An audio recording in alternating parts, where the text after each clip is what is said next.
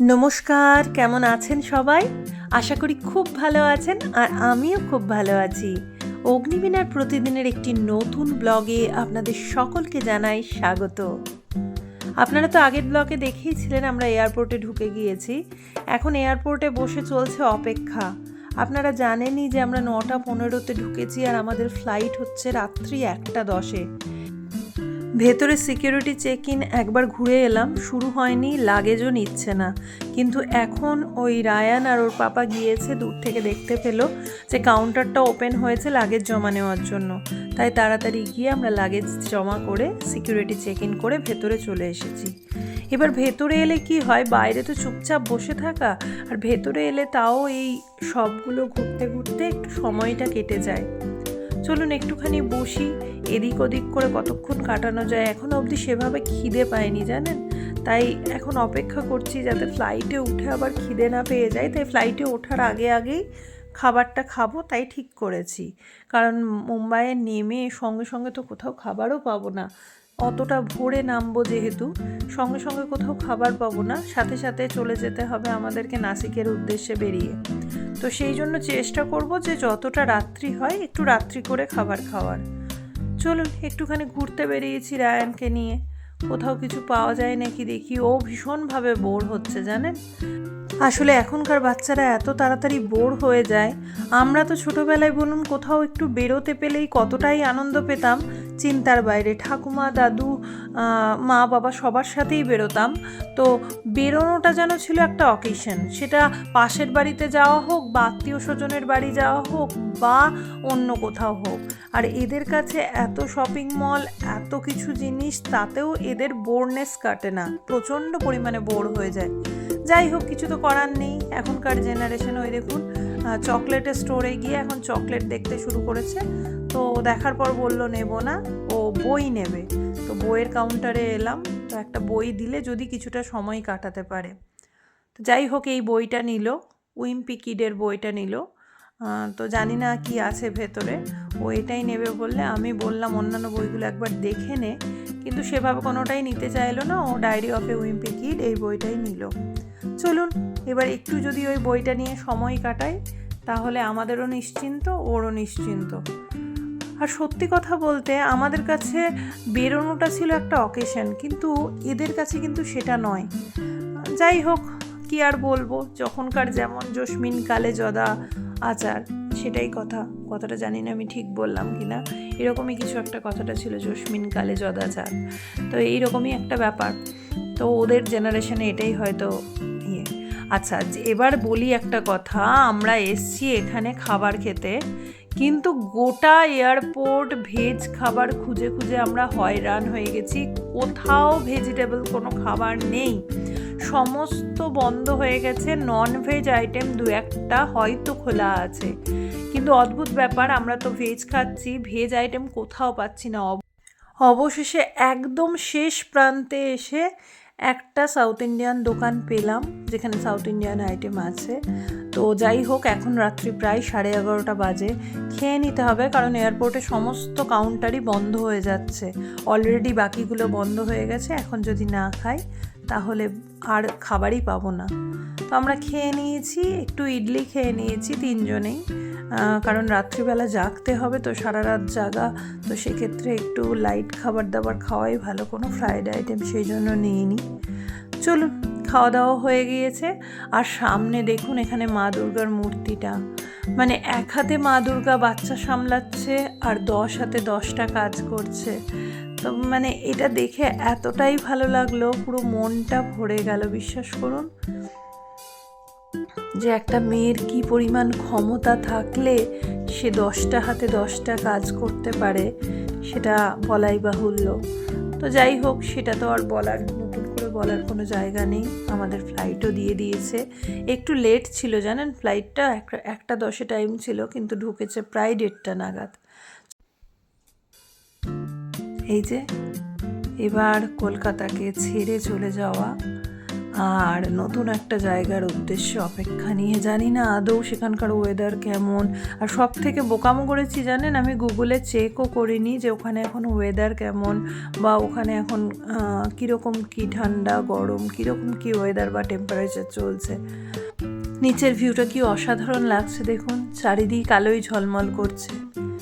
রাতে তো একটুকু ঘুম হলোই না, কারণ কন্টিনিউয়াসলি অ্যানাউন্সমেন্ট চলছিল আর সেগুলোতে ঘুম ভেঙে যাচ্ছিল। আর স্পেসটা খুব কম ছিল এই ফ্লাইটটার। আমরা অন্য কোথাও টিকিট পাইনি বলে স্পাইস জেটেই নিতে হয়েছিল, কিন্তু এত লেগ স্পেসটা কম ছিল, পা রাখার খুব অসুবিধা হচ্ছিল। আমি যদিও অতটা অসুবিধা ফিল করিনি, কিন্তু রায়ানের তো অনেকটা হাইট আর শান্তনুরও তাই, তো সেক্ষেত্রে ওদের পা রাখার প্রচণ্ড সমস্যা হচ্ছিল। এই দেখুন এবার ফ্লাইট ল্যান্ড করছে। চলুন নেমে আবার আপনাদের সাথে কথা বলছি। কি অপূর্ব লাগছে দেখুন শহরটা, রাতের ঘুমন্ত মুম্বাই।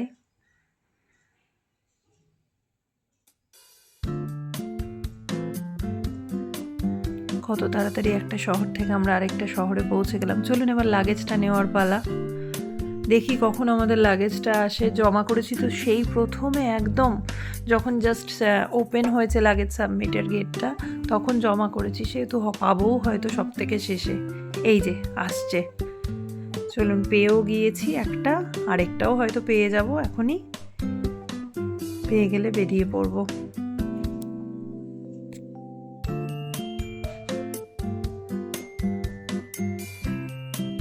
না এখনো আসেনি,